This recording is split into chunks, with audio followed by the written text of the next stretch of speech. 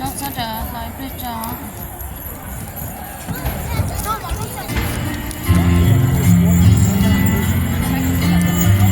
No, like we give one to Nate, and then when Chua comes, we give one to Chua.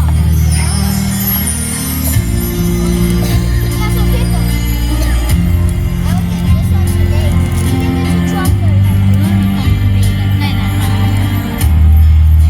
What is both of your flowers? Mommy, can you take care of this? thấy bên đó nè thấy bên đó ở đó tụi tôi lại phải đó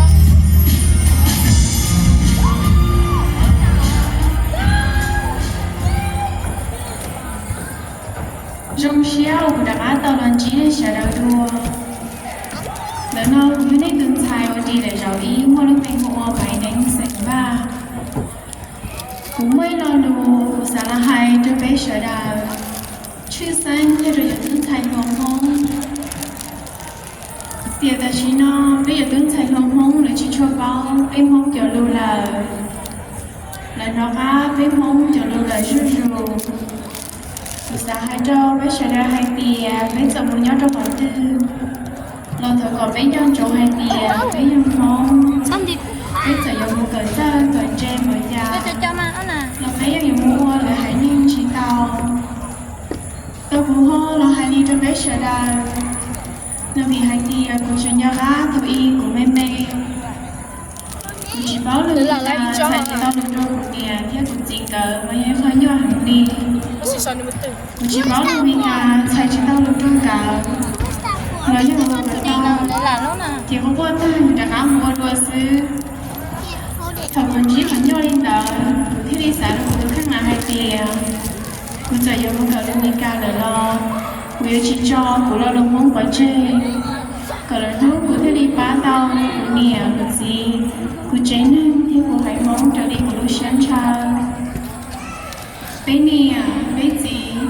bé bơ bé dân là tới chị chia sẻ thế tao tỏ hai tiền bé mua cỡ chơi cỡ chơi nó em bé giờ là ba là ba xài luôn cho là thì chỉ cho hai tiền bé tới chị nhà cá bé chọn luôn món là bé dỗ già là ba tao là ba xài luôn cho là em bé giờ tướng xài luôn món bé sẽ dùng cỡ chơi cỡ chơi vợ chồng lo họ khi chọn áo là cỡ bé chọn luôn món em bé thì đi ở ba tao bé mong cho là giờ tới đây ở trong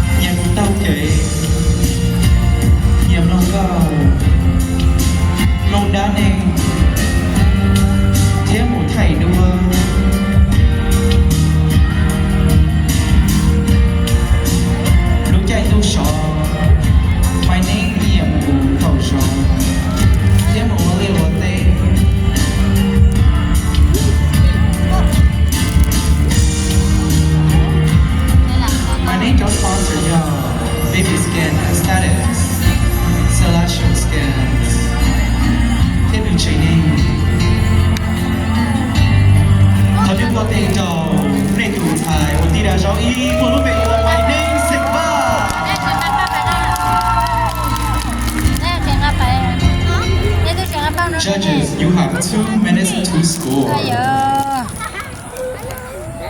Nghe tôi chỉ làm một cái này.